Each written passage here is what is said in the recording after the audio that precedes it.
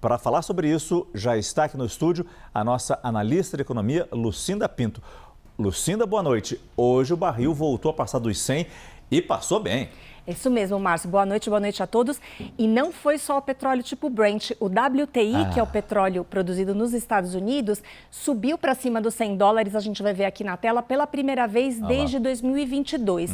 E essa reação pode ser uma indicação de que o mercado realmente está olhando com um pouco mais de preocupação, porque o WTI ele vinha sendo segurado, contido, pelo fato dos Estados Unidos terem uma grande reserva de petróleo, e aí havia essa ideia de que o petróleo americano talvez fosse menos afetado por essa crise toda. Então, esse movimento é uma demonstração de que realmente o mercado está percebendo ou está realizando a ideia de que essa crise vai durar bastante tempo, isso vai impactar todos os mercados. Agora, sobre a fala do Gabriel Galípolo, dizendo que estamos mais protegidos, digamos assim, tem um número interessante que, quando a gente olha o comportamento das ações no Brasil desde o começo da crise, ali desde o iniciozinho de março, os papéis da Petrobras subiram mais ou menos 25%.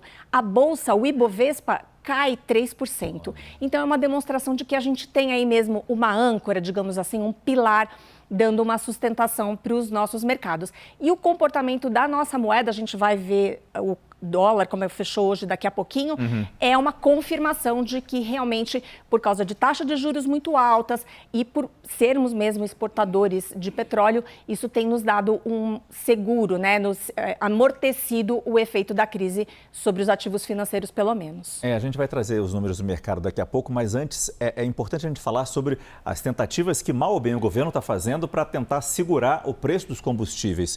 A gente não pode esquecer da proposta do governo sobre o diesel. Os estados ainda não se manifestaram, mas segundo apurou a âncora Thaís Herédia, o governo de São Paulo deve aderir à proposta do governo federal. A medida acontece numa tentativa coordenada de conter os efeitos da disparada do petróleo no mercado internacional e evitar o risco de desabastecimento aqui no Brasil. Segundo interlocutores do Palácio dos Bandeirantes, a decisão já está praticamente tomada. Falta apenas a publicação da medida provisória pelo governo federal para formalizar essa adesão.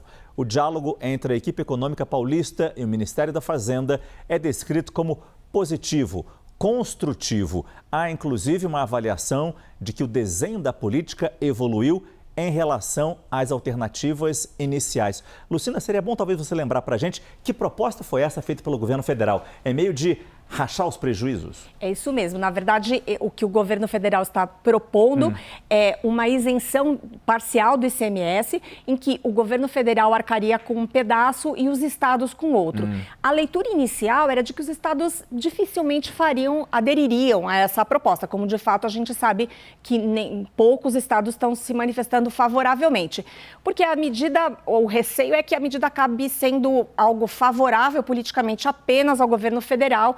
Então, haveria pouco estímulo para que os estados aderissem. Então, essa indicação do governo paulista de que poderia aderir, realmente assinar aí essa parceria com o governo federal, foi uma surpresa, mas também a gente pode entender que é uma oportunidade também do governador, que também é candidato à reeleição, Tarcísio de Freitas, de se mostrar favorável a apoiar a população, a aliviar aí o custo do aumento do petróleo. É bom lembrar também que é verdade, a ano eleitoral é provavelmente um movimento político, mas o mundo todo tem feito isso. Existe um movimento global de governos atuando no sentido de diminuir esse impacto do aumento do petróleo no bolso da população. Então, é um movimento esperado. Então foi isso. Foi esse gesto de boa vontade, que vamos torcer virar, que fez o mercado ficar feliz hoje e a bolsa subir. Márcio, não. Acho que não. Mas verdade é que hoje o mercado teve um dia moderadamente positivo, a bolsa subiu um pouquinho, como a gente vai ver. Petrobras deu uma contribuição muito importante, mas tem uma coisa interessante que aconteceu hoje, que os dois importantes presidentes do Banco Central para o Brasil falaram. Então, o Gabriel Galípolo deu uma indicação de que, apesar de toda essa insegurança, apesar de toda essa incerteza, existe aí espaço, existe gordura para que o Banco Central continue cortando a taxa Selic, ainda que de forma gradual. Então, isso trouxe uma boa mensagem para o mercado.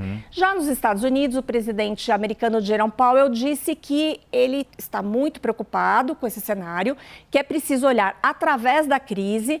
E isso indicou o quê? Quando você está olhando através de um nevoeiro, você desacelera. Isso deu a indicação de que lá o corte de juros não vem tão cedo. Então, até nesse sentido, realmente, o Gabriel, confirmando aqui, né? O Gabriel Galípolo trouxe uma indicação de fato de que estamos assim, numa posição um pouco mais vantajosa nesse momento, pagando um juro muito alto, mas mais vantajoso. Então, a Bolsa, diante disso tudo, subiu para 182 mil pontos e o dólar teve uma leve alta, mas aí segurando aí abaixo dos R$ 5,25. Aqui é a tela, muito bem. E o Ibovespa subiu 0,53%. Agora, eu queria mostrar aqui essa próxima tela, a gente já tem falado sobre isso, os juros futuros, porque esse é um mercado que expressa de forma muito mais clara os temores ou a confiança no mercado no cenário econômico. E a gente continua vendo os juros futuros para 2027, 2029, 2031, todos acima dos 14%. E isso aqui é uma demonstração de que a gente, na verdade, não consegue ter certeza de nada, de que há uma insegurança grande pela frente. Que exatamente por essa instabilidade, por mais que a gente esteja um tanto mais favorável aqui, isso aqui prova que não é tão simples pensar, olhar para frente e enxergar coisas boas, né? Muito obrigado, Lucinda Pinto.